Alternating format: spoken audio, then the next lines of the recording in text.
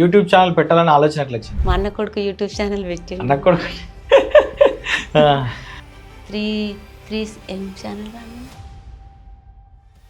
చిన్నప్పటి నుంచి కష్టపడి 3 రూపాయల కూలి చేసి అన్నిటి అవమానపడి వ్యవసాయం చేస్తే మంచిగా బతుకుతానం కానీ మరి వ్యవసాయం బంద్ చేయొచ్చు కదా ఇప్పటికైనా? బంద్ చేయొచ్చు కానీ ఎట్లా బతుకుతుంది? వీటితో బతుకుతాను.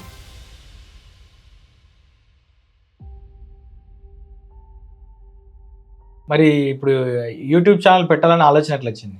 యూట్యూబ్ ఛానల్ పట్టాలని ఆలోచన ఎట్లా వచ్చిందంటే మా అన్న కొడుకు యూట్యూబ్ ఛానల్ పెట్టిండు. అన్న కొడుకు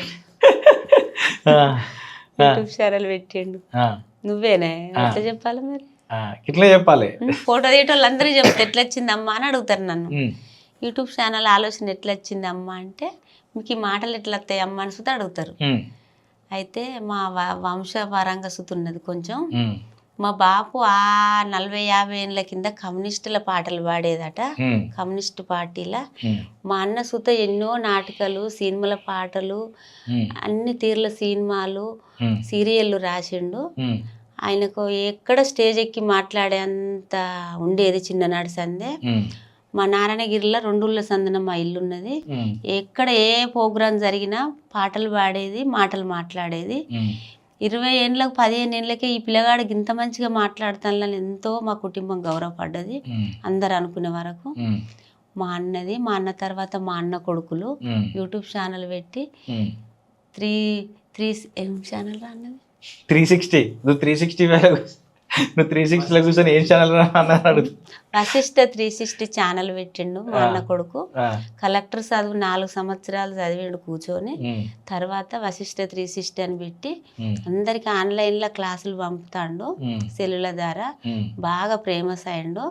బుక్కులు సుతమని సంత తెలివితోటి మా అన్న తెలివితోటి రాసిండు. సంత తెలివి అన్న అది చెప్పు, ఇద్దరు కలుపుతున్నావు. సంత తెలివి అన్న తెలివి. సంత తెలివితోటి బుక్కులు రాసిండు. రాసి బాగా ఫేమస్ అయ్యిండు.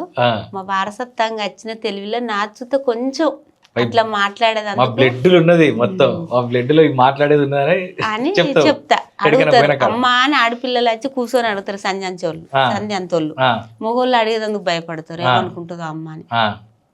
అయితే గిది అమ్మా మా ఫ్యామిలీ అంతా ఇవే. అందుకోసమే నా చుత నా కొడుకు చుత చిన్న కొడుకు AR వెహికల్ అని ఛానల్ పెట్టి 8 లక్షల మంది ఉన్నారు. నాన్న మనం చుత యూట్యూబ్ ఛానల్ పంటల కోసం పెడదాం ఏంది నాన్న, నాకు అన్ని చెప్పొస్తుంది, పెట్టి మన పంటలు మనం అమ్ముకుందాం ఏంది బిడ్డ అని ఊరికి అడిగిన. సరే అమ్మ అని అప్పటి నుంచి స్టార్ట్ చేసిండు. బాయి కాడ తీసిండు. తీసినాక మాకు పల్లికాయ పండుతుంది బాగా. ఆ పల్లి గింజలు కొట్టి అమ్ముతామని స్టార్ట్ చేసినాం. బాగా యూస్ పోయింది. మేము వాళ్ళకి మాట ఇచ్చినందుకు కష్టపడి కొట్టించి పంపించినాము. అట్లనే మన తోటలో పండిన మిరపకాయలు సుత పట్టించి పంపిస్తామని ఒక బస్తా మా పక్కనున్న మిల్లు కాడ 2-3 బస్తాలు పట్టించి ఇట్లా ఆర్డరు కావాలన్న వాళ్ళు చెప్పులే అని అన్నాం.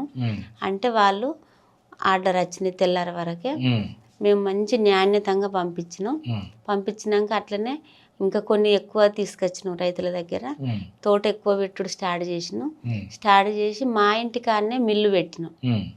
పసుపు మిల్లు, కారం పొడి మిల్లు పెట్టి మేము 2 సంవత్సరాల బట్టి ఒక 10,000 మందికి కారపొడి, పసుపు, పల్లీలు సీజన్ అప్పుడు పంపిస్తాను. మా సాధ్యమైనంత మందం. మా ఆలోచన ఏంటిదంటే చిన్నప్పటి నుంచి కష్టపడి 3 రూపాయల కూలి చేసి అన్నిటి అవమానపడి వ్యవసాయం చేస్తే మంచిగా బతుకుతానం కానీ పంటలు పండించి బయటికి తీసుకుపోతే దళాళ్ళు బాగా పండించిన పంటలు సగం లాస్ చేస్తాను. అన్ని కటింగులు అవి ఇవన్నీ కట్ చేస్తాను. మనం పండించిన పంటే మనం మంచి నాణ్యమైంది. మన కస్టమర్లకు ఆన్లైన్ సిస్టమ్ వచ్చింది కదా, మా అన్న కొడుకులు బుక్కులు గిట్లా అమ్ముతాను కదా, మనం చూత పంపిద్దాం నాన్న అని చెప్పిన. ఫార్మర్ ప్రోడక్ట్ అని ఒకటి తయారు చేసి చెప్పినాక ఇక కారపొడి ఆర్డర్లు వచ్చినాయి, పల్లీలు వచ్చినాయి. బాగా పల్లీల వీడియోతోటి బాగా ఫేమస్ అయింది. అయినాక కారపొడి, పల్లీలు అటు జగిత్యాలకు పోయి పసుపు కొమ్ములు తీసుకొచ్చినాం. పిల్ల పసుపు కొమ్ములు తీసుకొచ్చి పసుపు కొమ్ములు పట్టించినాక ఎంతో నమ్మకంగా నేను ఎండాకాలం మొత్తం ఒక 10-20 మంది మన ఇంటికాడ 6 గుంటల జాగా వెళ్ళిపుండే వరకు తొడిమెలు తీసుడు వాళ్ళు తీసుకున్నాడు పాపం బాగా వాళ్ళకు చూస్తే ఎంతో మనం ఉపాధి కలిగించిన వాళ్ళమైన 12 మందికి 12 మంది కాదు 20 మంది దాకా 20 మందికి ఉద్యోగ అవకాశం కల్పించినట్టయింది. ఇప్పుడు ఒకసారి తీసుకున్న వాళ్ళు మళ్ళీ తీసుకుంటారా? బాగా వాళ్ళ పోరు మొత్తం ఏంటిదంటారు ఇప్పుడు అపార్ట్మెంట్ వాళ్ళందరూ చెప్పి వాళ్ళు తీసుకుంటారు. టేస్ట్ బాగుంటది కాబట్టి తీసుకుంటారు. ఇప్పుడు ఎర్రవెల్లిలో సుతా రోజు 5-6 కిలోలు అమ్ముతీసుగా. మరి వ్యవసాయం బంద్ చేయొచ్చు కదా ఇప్పటికైనా? బంద్ చేయొచ్చు కానీ ఎట్లా బతుకుతాం బిడ్డ, వీటితోటి బతుకుతామా? ఇప్పుడు 10,000 మందికి అమ్మినామంటే బాగానే. ఇప్పుడు బయట చూసేటోళ్ళకి ఏమనిపిస్తుందంటే మీ అత్తమ్మనైనా బాగానే బిల్డింగ్ల మీద బిల్డింగ్ కట్టిన అడుగుతారు.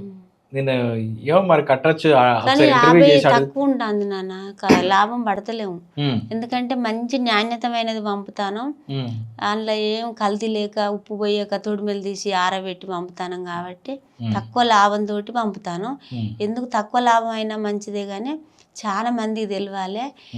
ప్రతి ఒక్కరు మా కారపూడి ఎప్పుడో ఒకసారి అన్నా తిని ఉండాలి అని మా ఆలోచన.